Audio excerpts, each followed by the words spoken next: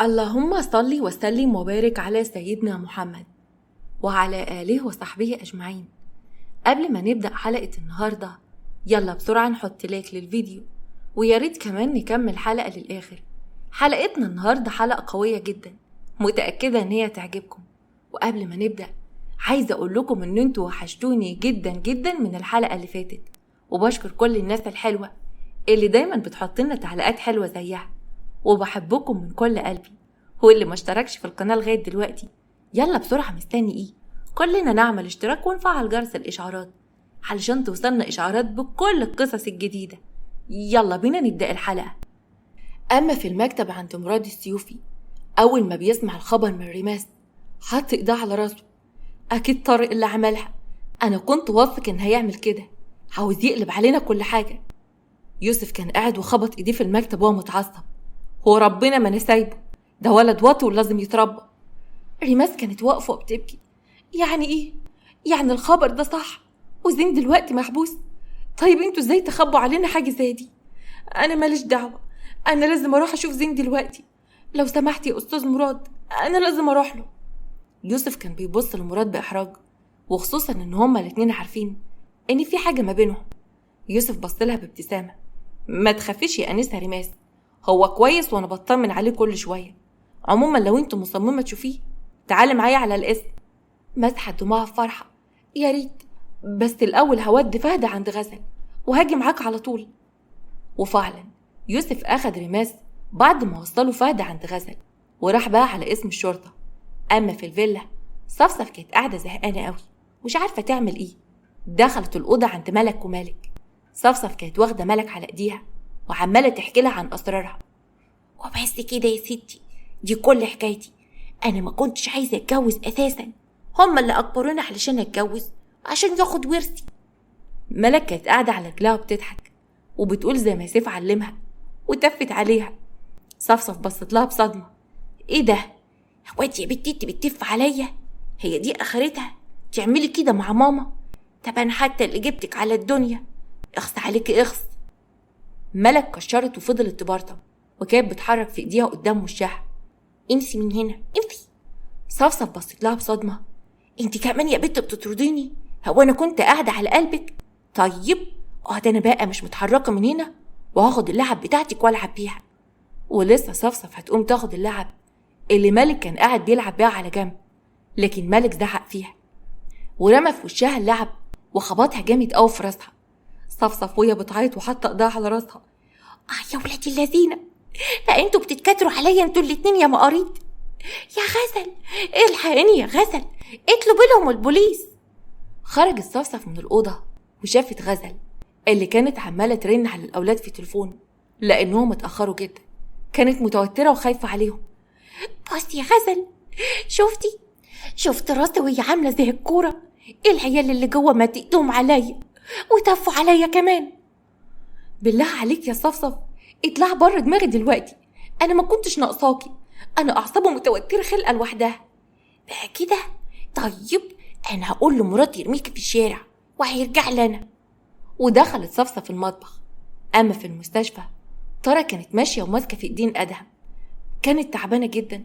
بعد ما خلصوا جلسه العلاج ادهم كان معاها ثانيه بثانيه. لو تعبانه يا ترى انا ممكن اشيلك.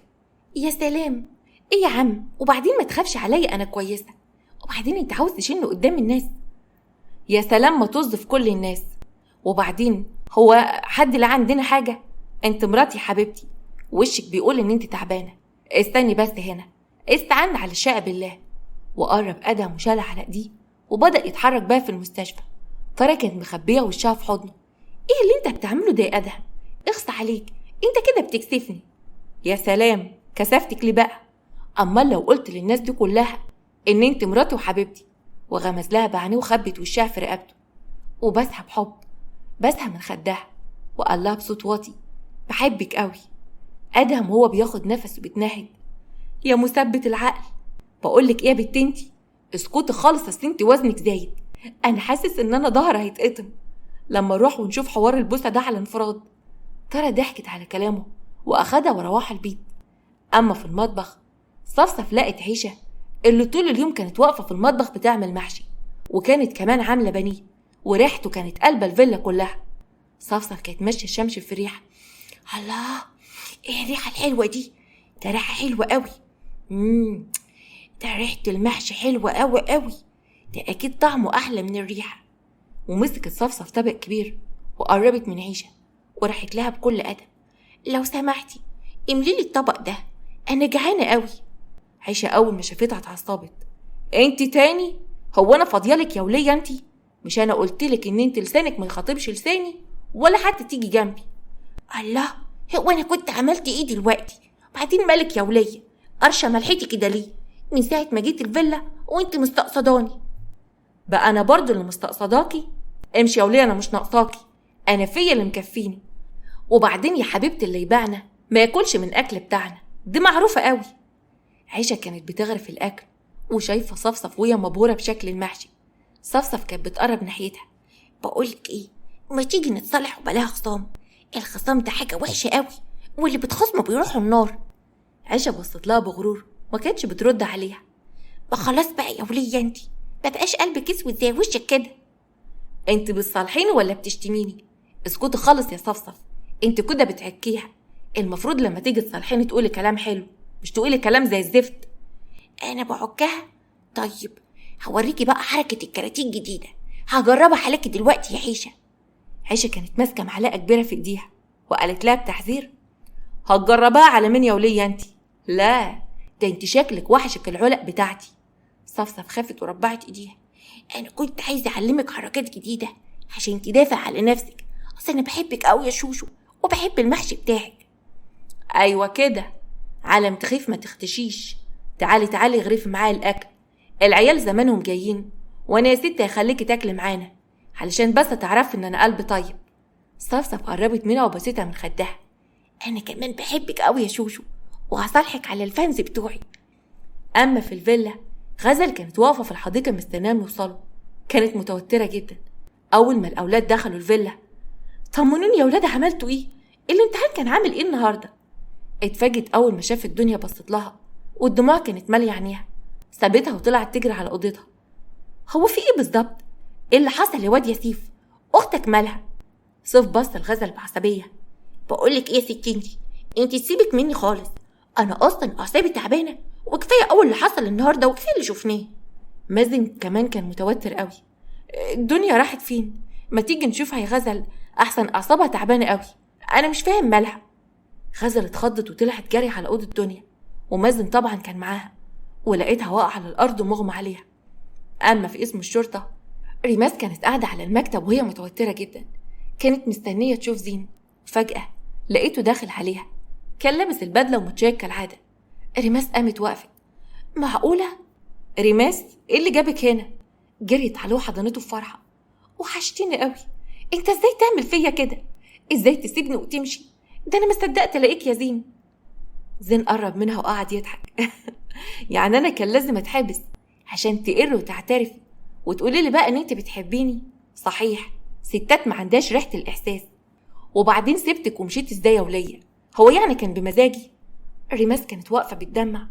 زين انت ما عملتش كده، انت بريء، طمني وطمن قلبي. يهمني جدا اعرف انت حاسه بايه. تفتكري انا ممكن اعمل كده يا ريماس؟ لا طبعا، قلبي بيقول لي ان انت عمرك ما تأذي حد، انت اللي زيك وبحنيتك وطيبة قلبك عمر ما يأذي حد ابدا يا زين. امال انا حبيتك ليه؟ فجأة دخل يوسف عليهم وكان مبتسم. والله يا اختي انت مخدوعة فيه، ده طيب وحنين. شكل كده قطعت اللحظة الرومانسية. انا متأسف جدا، بس انا حبيت افكركم ان ده اسم يا جماعة مش كازينو. زين قام وقف وبصله. يعني انت يا ابني يوم تعمل حاجة كويسة وتجيبها لي لغاية مكتبك تيجي برضو وتبوظ اللحظة الحلوة؟ اما انت بجد رخم يا واد يا يوسف. غصب عني يا صاحبي، ما انت عارفني كويس، بحب دايما اقطع اللحظات السعيدة. اما في الحديقة، هندي كانت ماسكة سيف من التيشيرت بتاعه. ما تفهمني يا ابني ايه اللي حصل؟ ومالك كده واقف مكشر؟ ومالها ام سيد؟ هو انت ولا سقطوا في الامتحان؟ بس سقطتوا ازاي؟ اكيد النتيجة ما ظهرتش. سيف بصلها من فوق لتحت. افضلي انت كده اهري وانكتي في نفسك، اقعدي ليتي واعجني وشوفي مين اللي هيعبرك اصلا.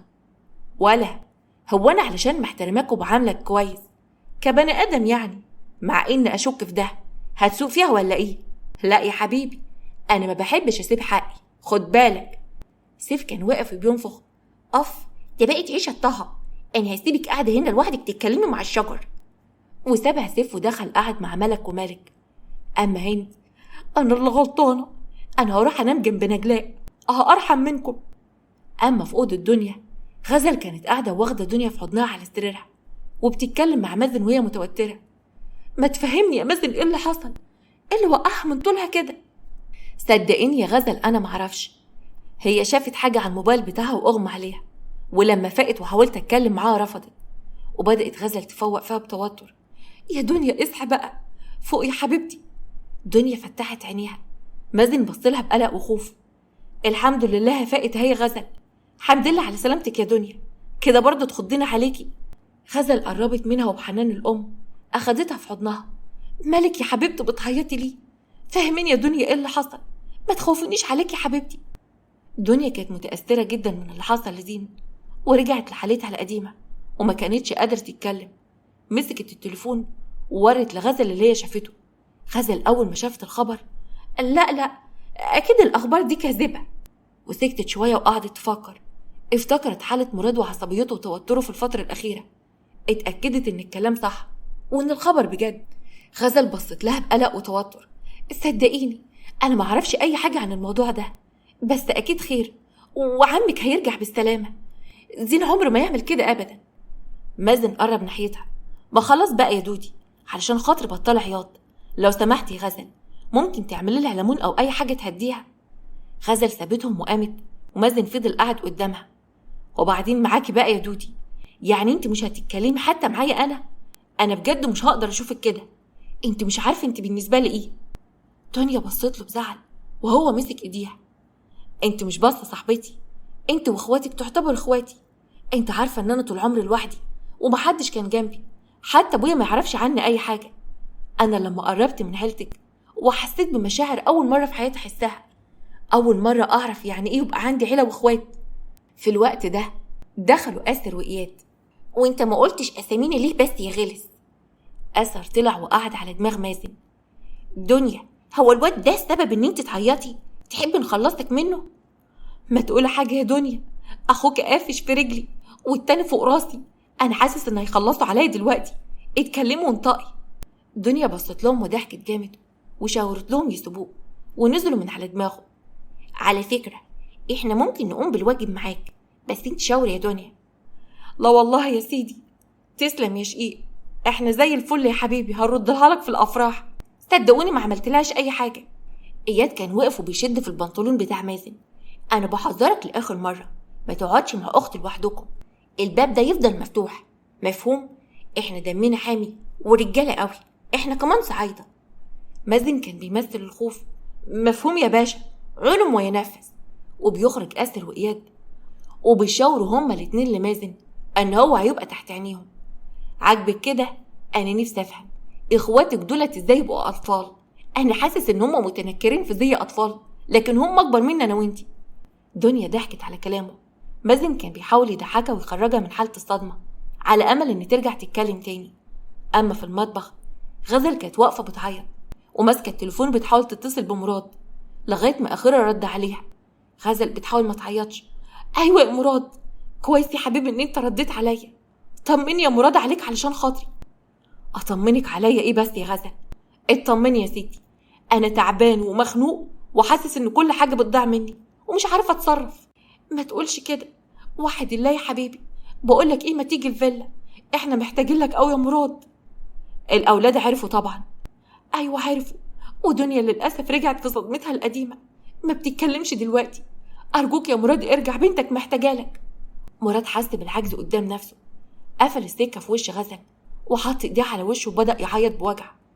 اما في الشقه عند نجاح، فضيله طبعا ما كانتش عرفت باي حاجه لانهم ما كانوش بيشغلوا التلفزيون. فضيله كانت واقفه في المطبخ وعامله بطايه ورقاق، كانت بتبص لنجاح بشماته. بذمتك اخر مره اكلت الاكل ده كان امتى يا نجاح؟ والله العظيم يا تيتا من اخر مره كنت عندك في الصعيد. لعلمك بقى انا مش بخيله ومش بستخسر اي حاجه في نفسي، انا بس بخاف على وزني. فضيلة بصت له وضحكت بتريقة. ايوه ما انا واخده بالي يا اختي. يا بنت العبيطه، فحد يحرم نفسه من الاكل ومن الشرب؟ دي متعه الحياه. وبعدين كفايه حبيبتي ان انتوا مش مخلفين. لا مفيش خلفه، ما انت عارفه طبعا البامبرز بقى بكام، ولا اللبن اصطناعي، وكلكم بقى، وكشف الدكتور اللي بالشوق الفلاني، وعلى ايه ده كله؟ احنا ناس غلابه وعلى قد حالنا. هو انت ليه يا بنت محسساني ان جوزك ده شغال شحات؟ امال لو ما كانش شغال في شركه كبيره وبيقبض على قلبه قد كده؟ انت يا بنت نجاح اللي عبيطه. الواد عزة اتلحس نافوخك. هو في حد يعيش مع مراد اخويا وولاده السبعه ويفكر انه يخلف؟ اسكت يا فوفا. وبعدين يلا يا حبيبتي ناكل، انا جعانه قوي. لا يا اختي مش هناكل لما جوزك يجي. ورفعت فضيله عينها للمطبخ وقالت لها بقرف: ايه ده؟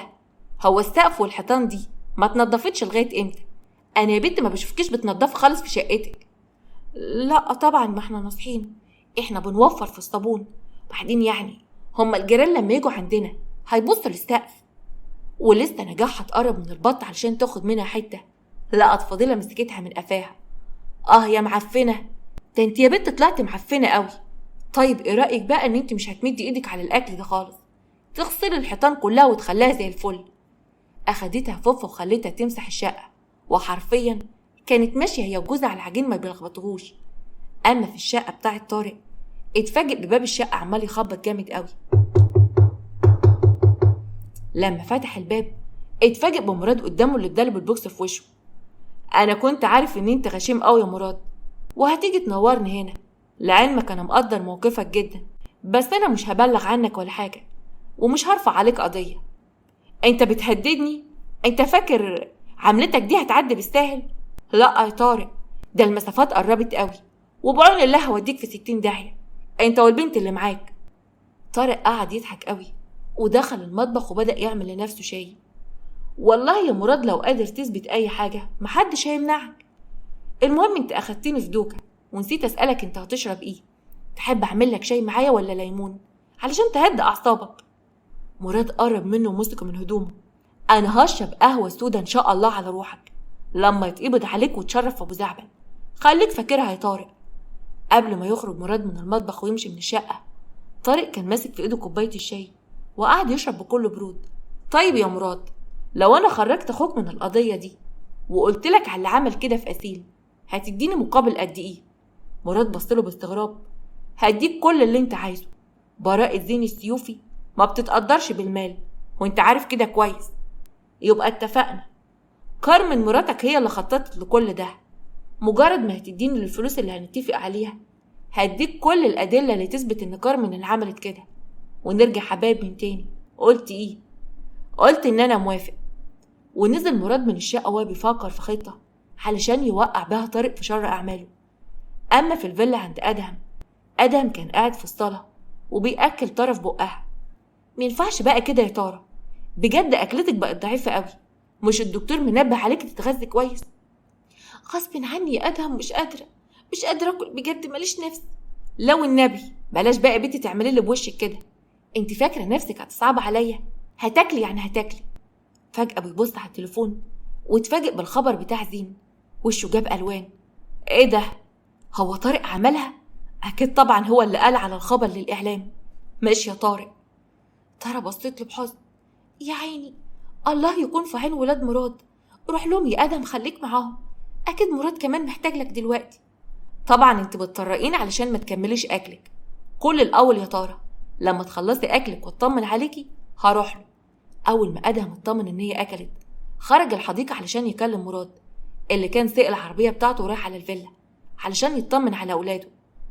ما ترد يا مراد، أنا مش ناقصك. بعد ما مراد رد: إيه يا أدهم، عايز إيه؟ أنا مش فايق لك دلوقتي، أنا الدنيا كلها متطربقة فوق دماغي. اهدى بس وقولي اللي حصل ده حصل إزاي؟ أكيد طارق هو اللي وصل الخبر، صح؟ أيوة طبعا يا سيدي، ورحت له بيته. وبدأ مراد يحكي لأدهم على كل حاجة. أدهم اتعصب جدا. انت مجنون يا مراد، انت رايح له بيته برجليك؟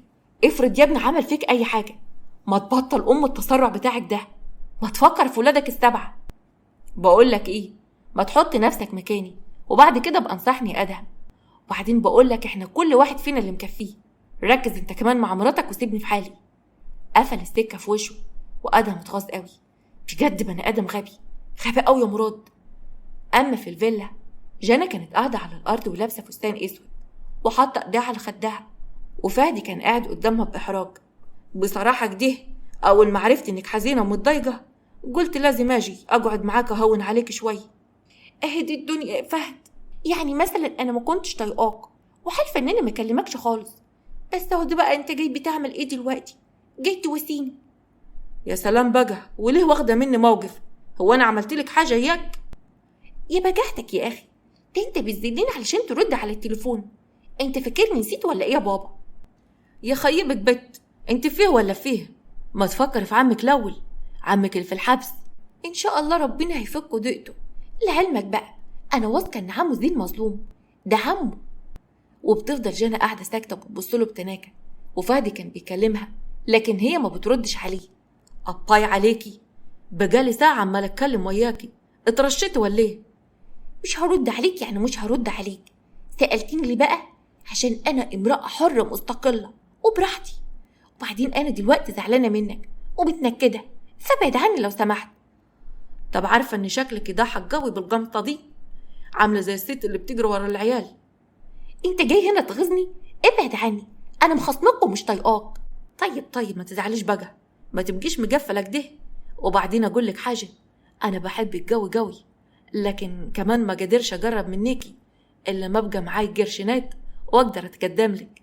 قديمة قوي، كلكم بتقولوا كده وبتحشمونا، وبعد كده بتهربوا ومحدش بيشوفكم. انتوا رجالة ملهاش أمان، يا مأمنة للرجال يا مأمنة في الماء في الغربال. إيه الكلام العفش ده؟ ما تحسن ألفاظك شوية بكتتي. أما عند ممدوح قايلة كانت قاعدة. يا دوحة، أنا لازم دلوقتي أروح أقف جنب سيفو، لازم هو محتاجني. تخيل إن سيف من غيري هيعدي الأزمة دي إزاي؟ يا بنت انت، ده الواد ده خاين وبتاع بنات، ده يعرف عليك بنات بعدد شعر راسك. فين كرامتك بقى كأنثى؟ قايلة وقفت وربعت ايديها. ده كان ماضي يا دوحة، وبعدين أنا وسيف دلوقتي قررنا ننسى كل حاجة، هنبدأ من جديد مع بعض. انت ازاي عاوزني اسيب جوزي المستقبلي في موقف زي ده؟ جوزك ايه يا بنت انت؟ ده ولد عنده 5 سنين، هو انتوا ناويين بقى تسيبوا التعليم وتتجوزوا في اولى ابتدائي مثلا؟ اتريق كده براحتك يا جدو، انا مش هيهمني. انا وسيف متفقين نتجوز بعد 20 سنة. هتيجي معايا دلوقتي ولا اروح لوحدي؟ طبعا هاجي معاكي، بس لازم تاكلي اي حاجة في الاول، انت لسه راجع من الامتحان وما اكلتيش. قايلة كانت بتشد ممدوح عند باب الشقة. هنتأخر كده يا دوحة، وبعدين اكل ازاي بس من غير ما اطمن على حبيبي؟ والله انت مثال عظيم للزوجة الأصيلة. والله يا بنتي انت ما فيش زيك اليومين دول. يلا علشان نلحق جوزك. في الوقت ده مراد بيوصل الفيلا. أول حاجة عملها دخل على أوضة دنيا بنته، جرى عليها وحضنها، بس راسها. ليه يا حبيبتي بتعملي في نفسك كده؟ اللي حصل ده سوء تفاهم، زين كلها كام يوم وهيطلع وهيعيش هنا وسطينا. دنيا بصت له بعياط وبدأت تشاور براسها بإن هي مش مصدقاه وإن هو بيكذب عليها. مازن بصلها. ما تقلقش عليها يا عمي، دنيا هتكون كويسة. مراد بص لدنيا بثقة. لا يا دنيا، اللي ما بكدبش عليكي، زين كلها يومين أو 3 وهيكون وسطنا. اللي عمل كده هياخد حقه. هو انتي مش بتثقي فيا؟ حركت راسها بمعنى حضنته جامد قوي. مراد بص راسها واخدها في حضنه علشان تنام. مازن شاف ان هو لازم ينسحب في الوقت ده، سابهم مع بعض وخرج بره الأوضة. مراد بعد ما اتأكد ان بنته نامت سابها وخرج بره الأوضة. لقى مازن واقف مستنيه يخرج، قرب وحط ايده على كتفه. انا بشكرك قوي يا مازن يا ابني على اللي انت بتعمله مع دنيا. انا عارف ان دنيا اتغيرت بعد ما قربت منك، انت بجد ونعمة صاحب وصديق. ما تقولش كده يا عمي، اولادك كلهم اصحابي واخواتي. انا مش عايز حضرتك تقلق عليها خالص. النهارده هتكون كويسة، وبكرة من الصبح هكون عندها علشان اساعدها في المادة الجاية. بعد بكرة اخر امتحان عندنا ان شاء الله. انا هبعت معاك السواق علشان يروحك لغاية باب البيت. وبعد ما يطمن مراد ان مازن مشي بيطلع على اوضته علشان يستريح. في الناحية التانية عند سيف كان جوه الفيلا. كايلا وصلت وجرت ناحيته. سيفو حبيبي، انت كويس يا سيفو؟ انا بعد ما شفت الخبر قلت ان انت اكيد زعلان. سيف قعد جنبها ومسك ايديها. انا كويس قوي يا كوكي، طالما شفتك يا كوكي. انت عارفة ان انت الوحيدة اللي اقدر اتسند عليها دلوقتي في موقف زي ده. اكيد مراد هيكون محتاج لي قوي، مش هيعرف يتصرف لوحده ابدا. عارفه طبعا انت لازم تتمسك يا سيفو، الحمل هيبقى عليك تقيل قوي. صحيح انت اكلت؟ انا مرضيتش اكل من غيرك. ممدوح كان واقف بيبص لهم بغيظ. والله العظيم انتوا لو متجوزين اكيد مش هتعملوا ربع الكلام ده فضيله معلقاني. سيف بص لقايلة. ما تيجي يا كوكي نقعد عند البسين، اصل الحاقدين هنا كتير قوي، بقت وحشه على رأي بيكا، العيون كلها بصاصه. ممدوح بغيظ. واخد مراتك على فين؟ اقصد البت اللي في ايدك دي. هو انا ايه يا ابني مش مالي عينيك؟ في ايه يا ابني؟ انت ناسي ان انا جدها؟ قايلة بصت لجدها. في ايه بس يا دوحة؟ مش احنا اتفقنا ان انت هتسيبني؟ انت مش شايف سيفو نفسيته عامله ازاي؟ ممدوح بصلها وكان متغاظ جدا، وبيقعد في الحديقه وبيسيبهم سوا. اما في الاوضه عند مراد، غزل بعد ما اطمنت على الاولاد دخلت لمراد اوضته، لقيته قاعد على السرير وكان سرحان. قربت ناحيته وحضنته. لو هترتاح عيط يا مراد، اعمل كده، صرخ كمان يا حبيبي، المهم ما تكبتش حاجه جواك. انت عارف انا لما كنت بتضايق جدا من ماما او بابا كنت بقعد ازغرط، ما تيجي نزغرط مع بعض؟ مراد بصلها وابتسم ونام على رجليها. انا محتاج حضنك قوي يا غزل، انت الوحيده اللي بحس معاها بالامان. غزل قعدت تلعب في شعره. وانا معاك عمري ما هسيبك ابدا يا مراد. عارف يا واد يا مراد، لو صفصف دخلت علينا دلوقتي ولقيتنا عاملين كده هتعمل فينا ايه؟ والله العظيم هتمسكني تروقني، ومش بعد ترميني من البلكونه دي علشان بلعب في شعرك. عندك حق فعلا. بقولك ايه، هما بقية العيال عاملين ايه؟ نفسيتهم زي دنيا كده؟ مش قوي. سيف ابنك يا سيدي لقى الست كوكي هانم، وجانا لقت فهد باشا، وتقريبا نسيوا ان عندهم عم اساسا. مراد قعد يضحك جامد قوي. احسن، العيال دول طالعين بيحبوا من صغرهم، خلوهم يا ست يتلهوا عقبال ما دنيا كمان تتلاقي زيهم. قام مراد من جنب غزل. بقولك ايه يا حبيبتي، انا هدخل بقى اخد شاور، نفسي اهدى شويه كده واحس ان انا بنزل المشاكل من على جسمي. ماشي يا حبيبي، هستناك هنا، لو تعبان مثلا او عايزني اساعدك انا ما عنديش مانع. مراد ابتسم لانه كان عارف ان هي مكسوفه وبتحاول تفرفشه. انا بجد تعبان قوي، ما تيجي معايا؟ فتحت بقها. ايه انت صدقت ولا ايه؟ سمي في قلبك كده، انا كنت بهزر على فكره، والله العظيم بهزر. قبل ما تكمل كلامها لقت مراد شدها من ايديها ودخلت معاه. اما عند البسين، سيف وكايلا قعدوا جنب جانا وفهد. سيف بصلهم. اهلا بالاستاذ فهد، نورت بيتنا. قاعد القعده دي مع جانا اختي من غير خناقات يعني؟ هو حد لعب في الاعدادات بتاعتك مثلا ولا ايه؟ فهد بص لسيف بغيظ. بقول لك ايه يا ضيمته، انا مش هتحمل خفه الدم دي كتير، لم نفسك ها. سيف اتكسف قوي وبص لقايلا. على فكره انا هسكت لك دلوقتي علشان انت قاعد مع اختي، فمش عايزه احرجها قدامك. قايلا كانت معجبه جدا بشخصيه فهد، قربت ناحيته وهي مبتسمه. ازيك يا استاذ فهد؟ انا قايلا، مرات سيف المستقبليه ان شاء الله، هنتجوز بعد 20 سنه. فهد باص لجانا.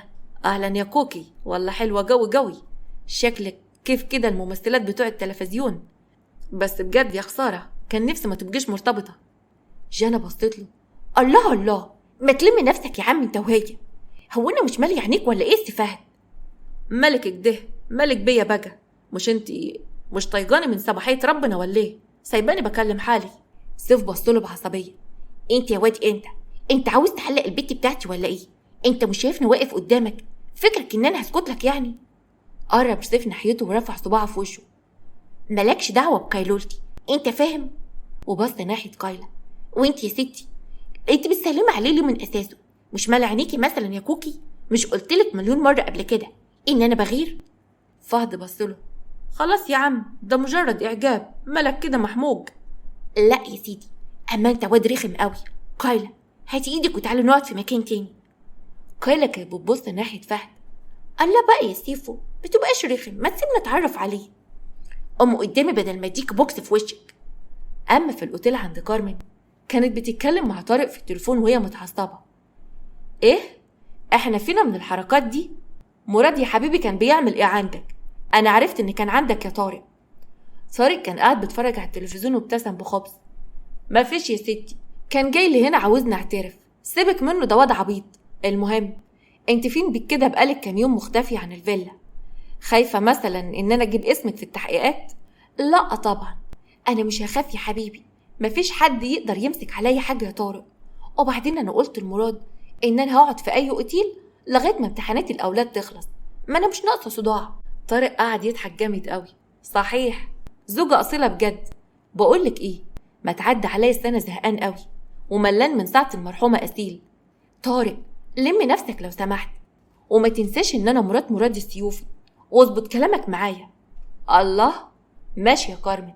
لعلمك بقى لو ما جيتيش انا مش عارف انا ممكن اعمل ايه، بس اكيد ممكن اروح عند مراد واحكي له عن كل حاجة ويبقى عليا وعلى اعدائي. كارمن اتوترت جدا. طيب وعلى ايه يا سيدي؟ ما انا هجيلك دلوقتي. اقفل دلوقتي يا طارق، في ظرف ساعة هكون عندك. قفلت كارمن التليفون وهي متعصبة، كانت متوترة جدا من طارق. مسكت شنطتها وبصت فيها بغدر. انت اللي خليتني اعمل كده يا طارق، ما انا اكيد مش هفضل اسيرة تحت ايديك.